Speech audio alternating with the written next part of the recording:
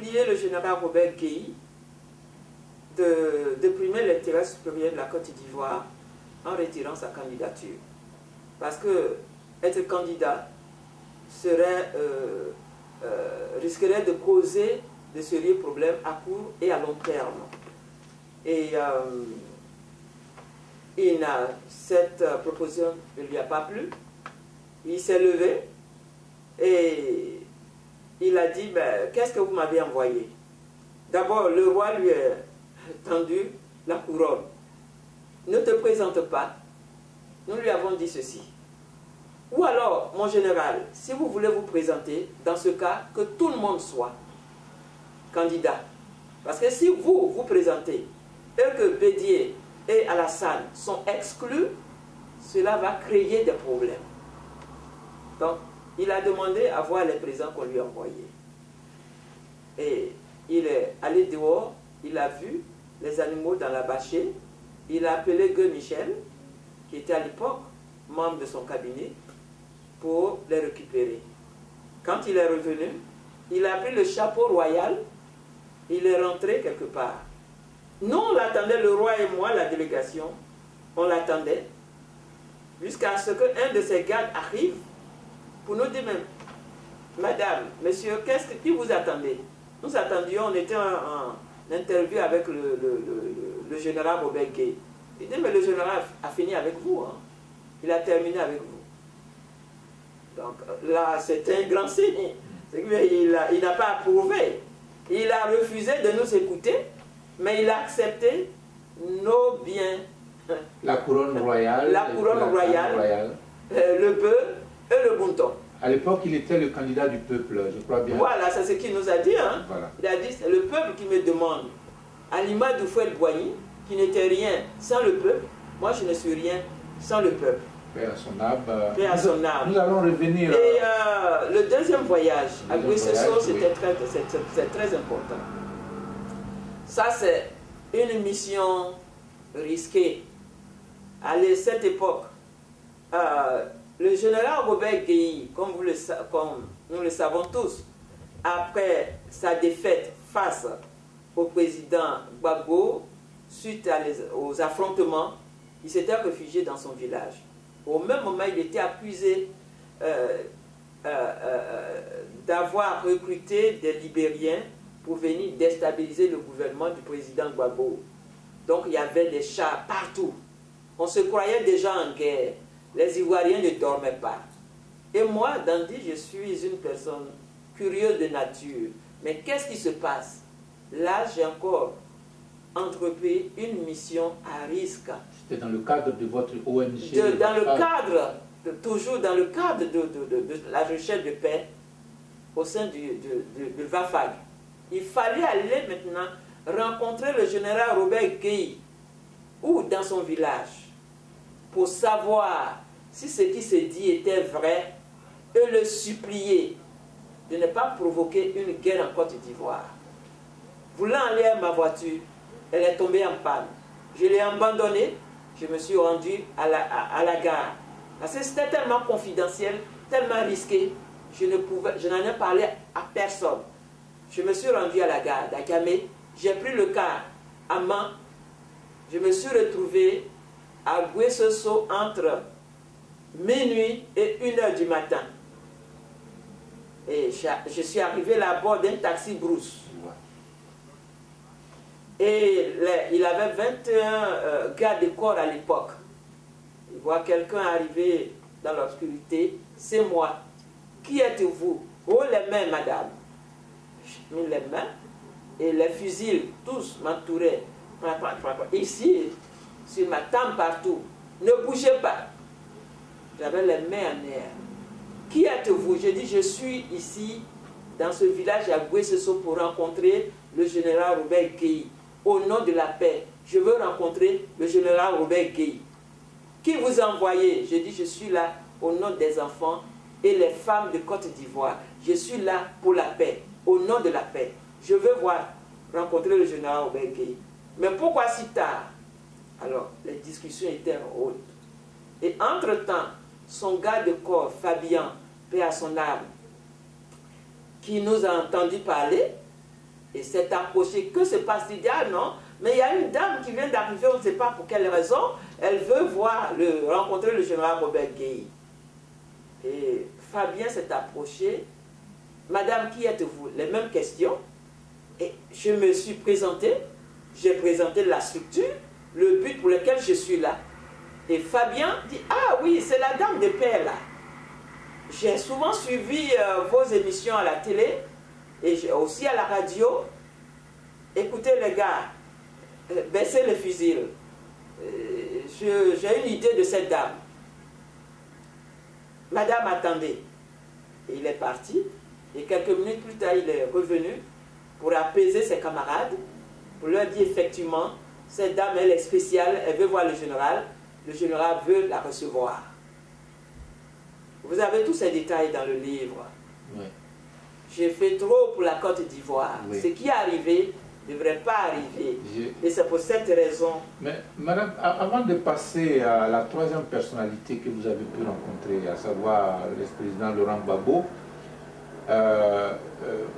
le général Robert Gueye vous a quand même donné certaines conditions qui auraient pu permettre, disons, d'arriver à la paix, de détendre un peu l'atmosphère qui était très tendue à cette époque. Nous en reviendrons. Est-ce que peut-être après la rencontre que vous avez eue avec le président Gbagbo, en parler, parce que c'est aussi les difficultés que vous avez rencontrées. Oui, merci de ce petit volet également. Effectivement, au cours de mon entretien avec le général Robert Gueye, il a pleuré. Vous avez tous ces détails dans le livre, mais il m'avait fait des confidences qui portaient sur la sécurité de l'État. Et il m'a rassuré qu'il était très en colère, bien sûr, contre le président Gbagbo par rapport à ce qui s'est passé. Mais le fait que je fasse le sacrifice pour risquer ma vie pour aller le rencontrer, et en tant que Yacouba et moi, Gouro, et au nom des liens ancestraux qui nous lient, il ne pouvait pas me mentir, plutôt m'écouter.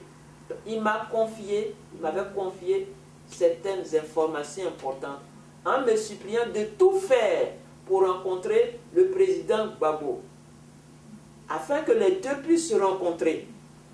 Qu'il était vraiment peiné de voir que le président s'acharnait sur lui, alors que lui-même, son gouvernement était menacé. Il y avait des choses qui se préparaient.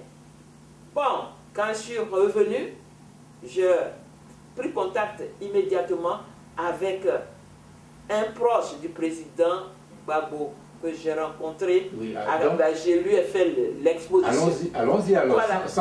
sans transition. Voilà. Vous dites aux téléspectateurs alors que vous avez rencontré Laurent Gbagbo. Qu'est-ce qui s'est passé? Comment vous l'avez rencontré? Qu'est-ce qui s'est passé? Ok, bon, pour conclure avec le général Robert Gueye, je vous assure qu'après sa rencontre, si j'avais pu rencontrer le président Gbagbo aussitôt, beaucoup de choses auraient pu être évitées. À savoir la rébellion. On allait prendre des actions, mener des actions pour empêcher cela. Deuxièmement, Gueye Robert et Gbagbo auraient pu travailler ensemble et ils seraient en vie aujourd'hui. Donc, ce qui veut dire que nos autorités sont prises en otage par leur entourage. Ce que je dis, Gbagbo ne sait pas que j'ai mené toutes ces actions. Même ces personnalités qui m'écoutent. C'est aujourd'hui qu'ils sauront ce que Madame Dandy a pu faire à travers son ONG Vafad. Oui, c'est dans le livre. Je crois que le livre tout ça, vous avez les détails dans le livre. C'est cela le témoignage. Donc, ce livre, c'est mon témoignage. Ça fait partie de l'histoire récente de la Côte d'Ivoire. Bon, maintenant, j'ai rencontré également le président Gbagbo, là, 2 mois avant les élections en 2000. À la suite d'une déclaration vraiment incendiaire qu'il avait faite. Donc, il fallait le rencontrer pour l'apaiser. Et au cours de notre entretien, vous avez tous ces détails dans le livre, mais ce qui m'a marqué, il m'a écouté avec beaucoup d'intérêt et il était très heureux. Et je lui ai dit, aux prochaines élections, quelle que soit la situation, vous seriez élu. Mais seulement, il faut changer de stratégie, de combat politique. Et il m'a dit ceci, Madame, je vous remercie infiniment d'être venue me rencontrer pour partager avec moi vos préoccupations sur l'avenir de notre pays. Et vous inquiétez tant pour moi aussi. Mais permettez-moi de vous dire quelque chose. J'ai dit oui, mon président du FPI. Il m'a dit ceci. Je sais ce que j'ai fait. Je sais comment remuer l'arbre. Et je sais à quel moment arrêter de remuer cet arbre. Donc, madame, ne vous faites pas trop tant de soucis pour moi. Et j'ai repris. Je lui ai dit, monsieur le président du FPI, les prochaines élections, vous pourriez être président de la République. Si je suis venu vous voir, c'est parce que vous remuez trop l'arbre. Changez de stratégie politique. Vous allez tellement remuer l'arbre, il va arriver un moment donné dans votre vie, cet arbre va tomber sur vous sans même que vous vous en rendez compte. Et si vous êtes encore en vie, il vous sera difficile de vous relever. C'est pour cette raison qu'il est très important. Cessez de remuer l'arbre. Pour la bonne compréhension des téléspectateurs. Vous avez tous ces détails dans le livre. Vous pouvez dire oui, mais cet aspect un peu, c'est important. C'est important. Est-ce que vous pouvez rappeler, est-ce que c'est à l'époque où le président Gbagbo était président de la République ou alors... Non, c'est avant les élections. Avant les élections, en 2000, voilà. hein, précisément 2 mois avant les élections, en 2000. En 2000, ok. Oui, oui. Voilà, 2 mois avant les élections. Une précision. 2 mois avant les élections, en 2000. Et bon, il avait même promis de me rappeler et tout. Bon, vous avez tous les détails hein, dans le livre. Et ce qu'on s'était dit, où se trouve-t-il aujourd'hui? Ma foi, quand j'ai appris ce qui lui est arrivé, cela m'a replongé en arrière. Ce que je voulais préciser, c'est qu'avant les élections, vous l'avez rencontré, mais juste après les élections, puisque après la rencontre que vous avez eue avec le général Robert Gueye, qui s'est retranché dans son village, l'ex-président Gbagbo Laurent était maintenant le président. Oui, il était maintenant le président. Lorsque vous êtes revenu de Kabakouma, après avoir rencontré le général Robert Gueye, vous devriez rencontrer le président Gbagbo aussi. Est-ce que vous avez pu le faire? Non, je n'ai pas pu le faire. La mauvaise foi de son entourage a primé. Je n'ai pas pu le faire. Et cela m'a fait mal, c'est ce que j'ai dit tout à l'heure. Si j'avais pu le rencontrer, je vous assure que les deux hommes allaient élucider beaucoup de choses.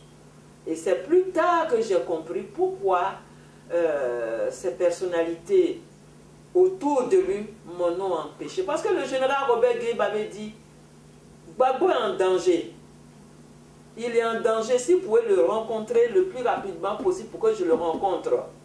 Parce que ceux qui m'ont trompé, qui sont allés avec lui, vont le tromper.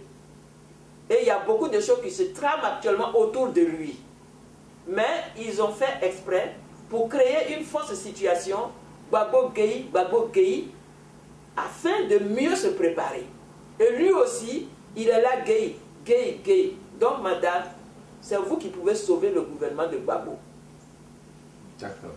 Alors, on va aller alors... Vous avez tous ces détails dans le livre. La 4e personnalité que vous avez rencontrée, c'est l'actuel président Alassane Dramane Ouattara, que vous avez rencontré également dans le cadre de la recherche de la paix, dans le cadre de, disons, de faire en sorte que la tension puisse baisser, parce que cette tension qui a provoqué la crise post-électorale que nous avons connue.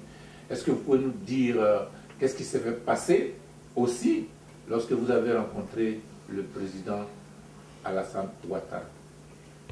Le président Ouattara, qui était à l'époque le président du RDR, m'avait donc reçu avec ses collaborateurs que j'avais rencontrés auparavant à la Maca.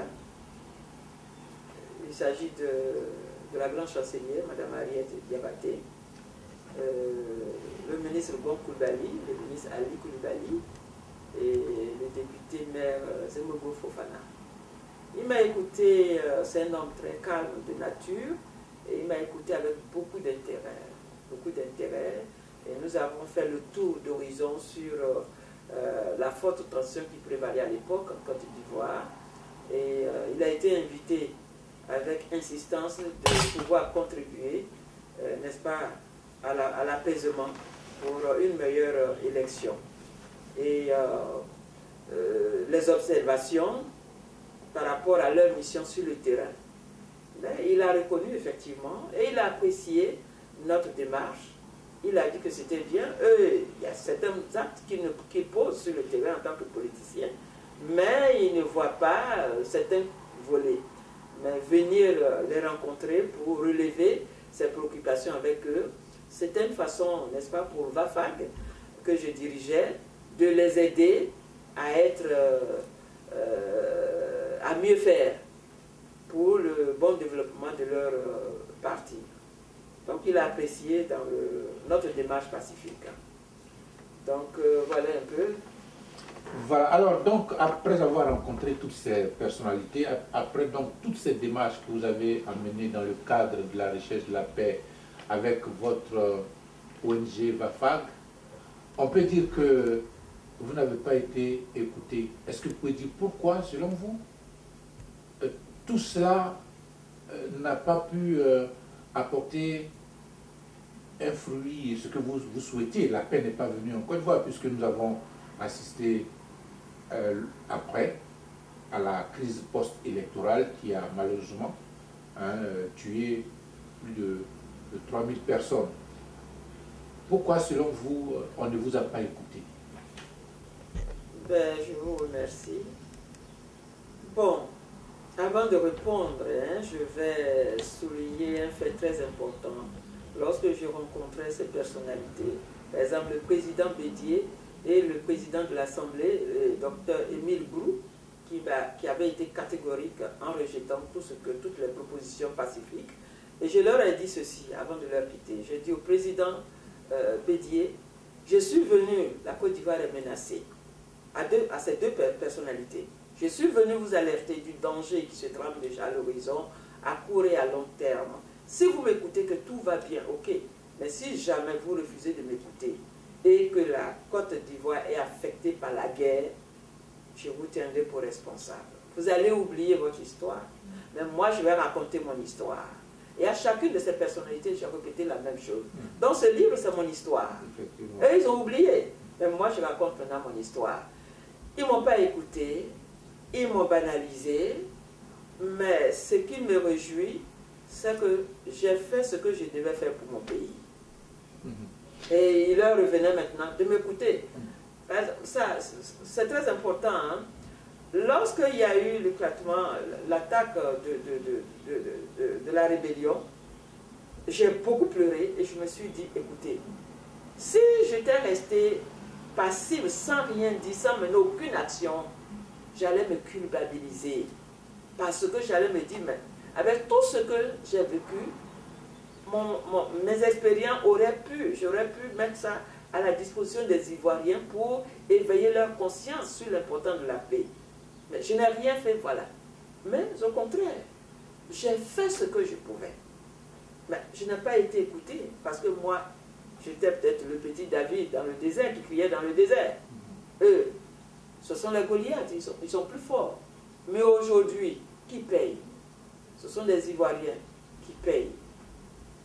Et mon souhait serait qu'ils puissent reconnaître le mal qu'ils se sont fait et qu'ils ont fait à la Côte d'Ivoire.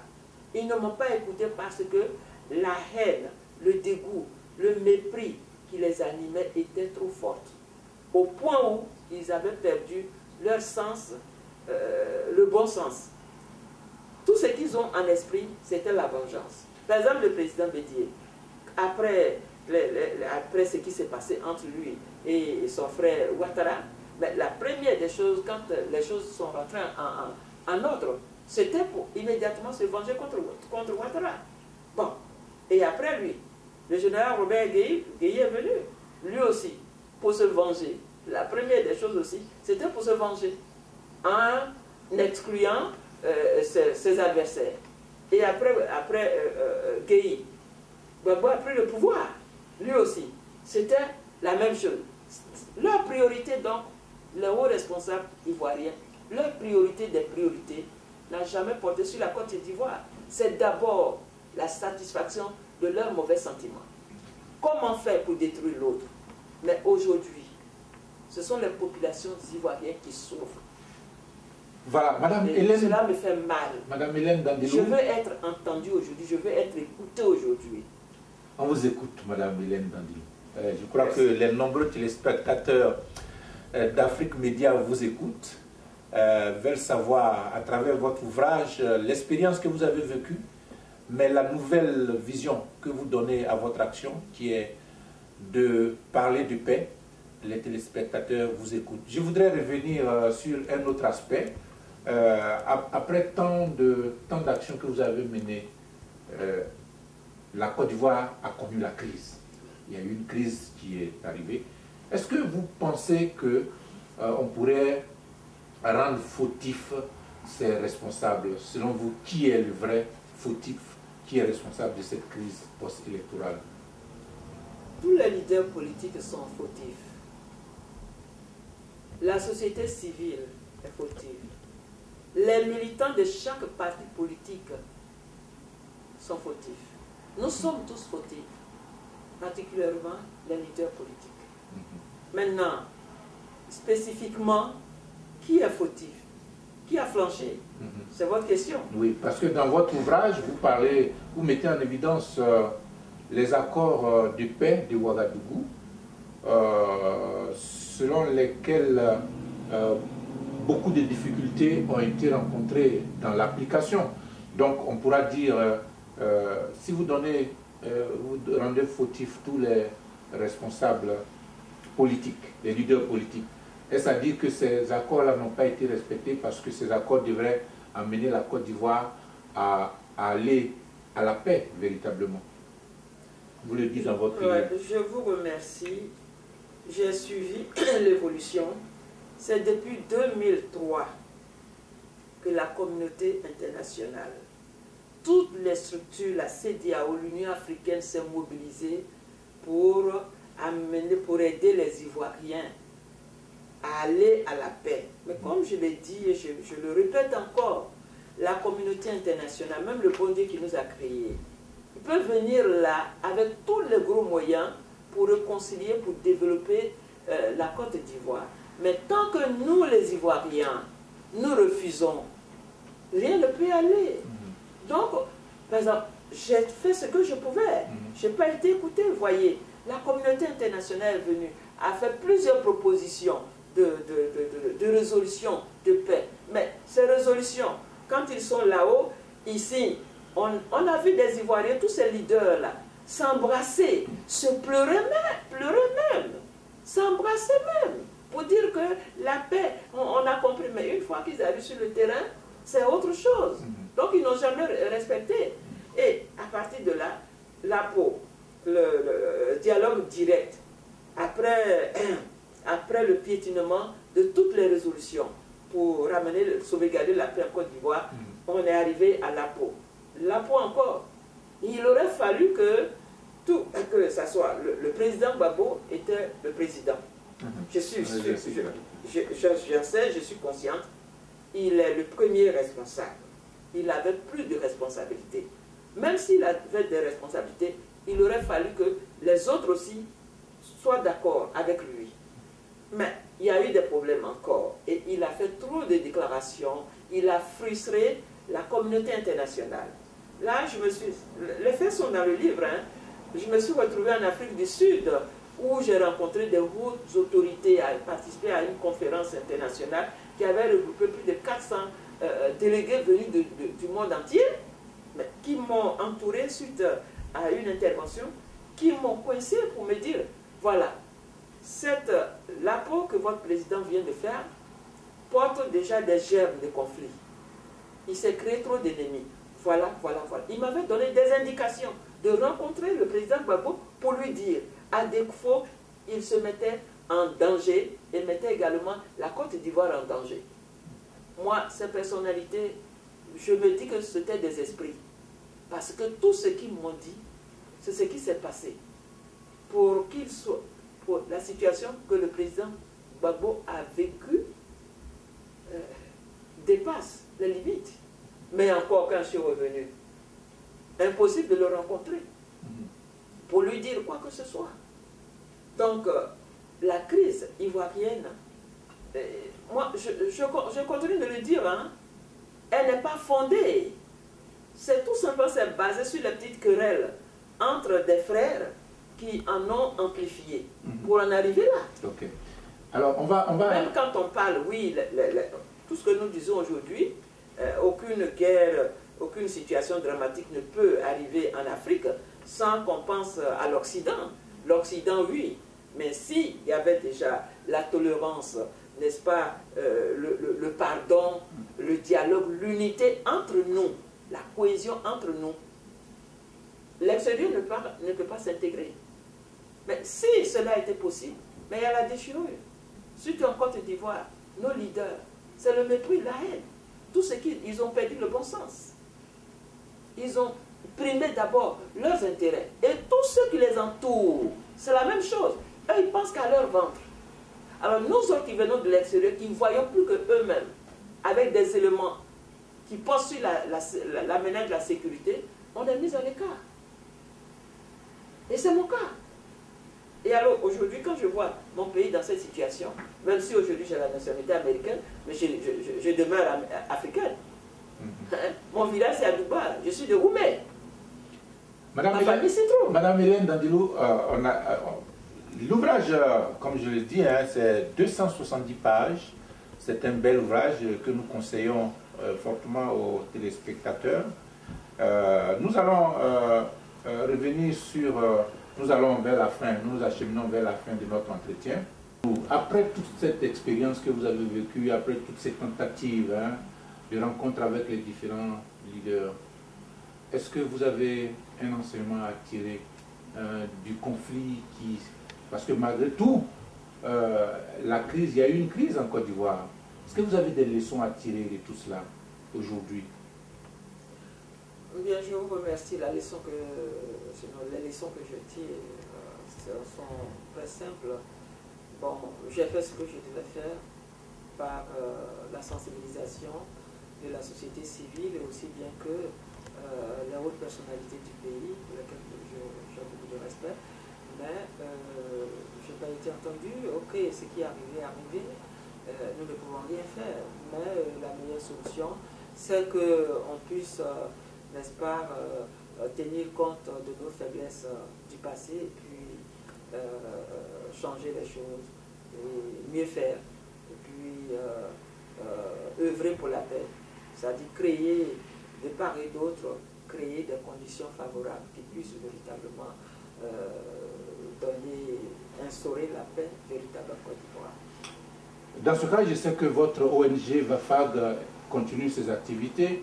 Est-ce que vous pensez qu'elle peut encore mener d'autres actions dans ce cadre-là? Puisque, je le dis, parce que nous acheminons vers des échéances électorales très importantes en Côte d'Ivoire pour l'année prochaine. Dans votre livre, vous avez parlé des déclarations qui se faisaient. Aujourd'hui, lorsque vous regardez, est-ce que vous pensez que votre ONG a encore des actions à mener? Je voudrais préciser, amis téléspectateurs, que Mme Hélène Dandilou vient de créer ici aux États-Unis une ONG appelée Dandy Center for Peace, une ONG qui va militer également dans le cadre de la paix, œuvrer pour que les conflits post-électoraux puissent s'arrêter. Elle veut prendre contact avec différentes organisations qui œuvrent également dans ce même domaine pour aider nos pays africains et cultiver l'esprit de paix. L'esprit de paix, c'est en cela. Je voudrais vous demander, est-ce que vous pensez que vous avez encore des actions à mener pour éviter à la Côte d'Ivoire de vivre ce qu'elle a vécu en 2010? Oui, effectivement, j'y pense, je suis toujours encore occupé, très préoccupé, et nous avons des actions. Nous avons actuellement un projet en cours appelé Porte à Porte pour la paix. Et en Côte d'Ivoire, il y a beaucoup à faire. Il y a des victimes de guerre qui sont là, les personnes déplacées, les femmes et les petites filles violées, et la cohésion sociale. Donc, moi je dirais d'ailleurs que c'est maintenant que j'ai encore du travail à faire. Ouais. J'avais commencé avant la guerre. Bon, je ne me décourage pas du tout et je vais poursuivre mes actions de paix. Donc, après la promotion du livre ici, je vais descendre en Côte d'Ivoire et puis relancer les activités de VAFAG au niveau de la Côte d'Ivoire et bien sûr aussi au niveau d'ici, la nouvelle structure que je suis en train de mettre en place, et puis faire marcher les choses et être plus actif. Voilà. Alors on va faire... Le pays a besoin de nous. Je pense qu'aujourd'hui, chaque Ivoirien doit être interpellé, se sentir concerné pour faire quelque chose. Donc, quelle que soit la situation, je suis prête à contribuer, n'est-ce pas, au processus de paix qui se passe en Côte d'Ivoire. Oui, alors... si les autorités m'appellent, viens, je suis prête. Voilà. Alors, le créneau que vous avez choisi, c'est le créneau de la paix. On va revenir à la réconciliation, puisque votre pays connaît en ce moment un processus de réconciliation. Il y a la commission CDVR, voilà, commission dialogue vérité, qui a été mise en place, qui a travaillé. Quel regard portez-vous sur cette réconciliation nationale? Pensez-vous qu'elle est sincère? Est-ce que vous y croyez? Comme je l'ai dit, mieux vaut être positif. C'est difficile, hein? Et la CDV a été créée dans une situation très très difficile.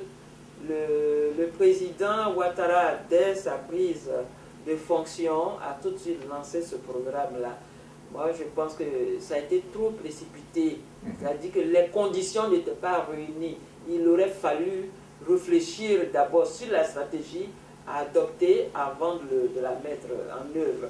Mais il a confié à l'ancien Premier ministre Konan Bani, qui a, ma foi, je peux dire que lui aussi, il a fait de gros efforts pour faire ce qu'il pouvait, mais la situation, la tension est forte.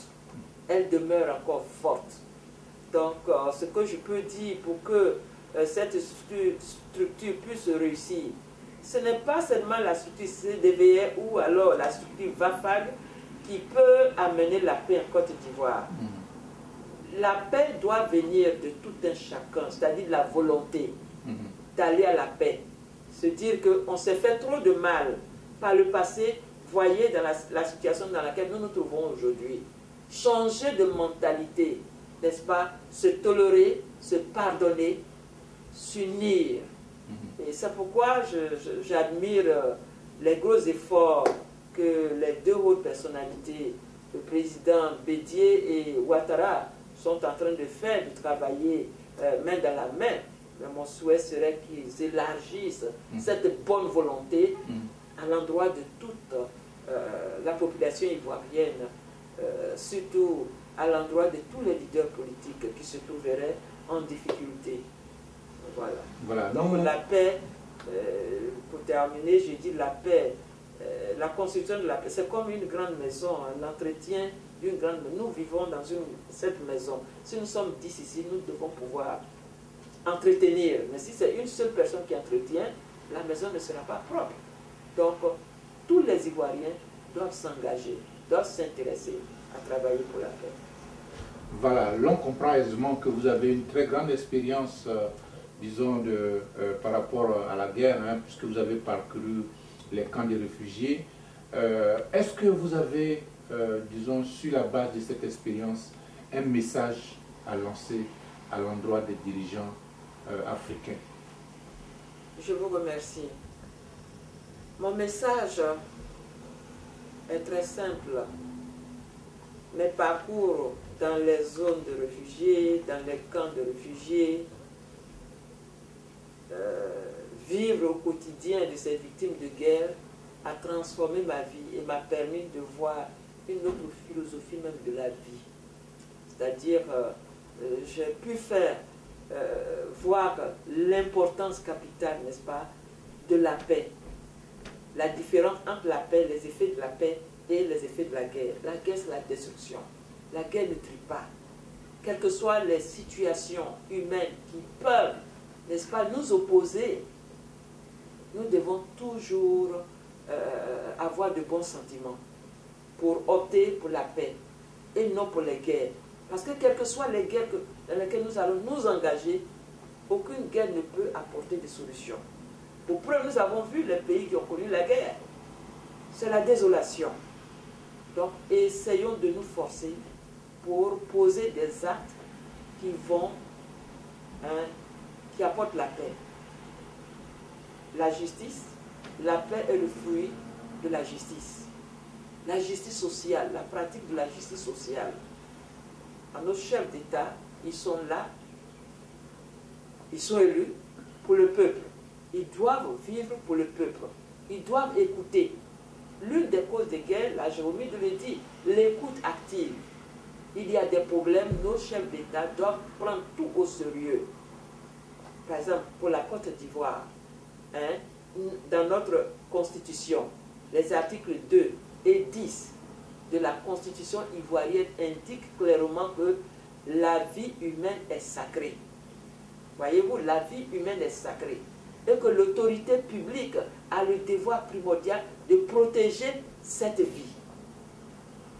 C'est une interpellation. Alors, il ne suffit pas d'être assis sur le fauteuil présidentiel, mais tu es là pour, en tant que protecteur de tout l'ensemble, et non un groupe.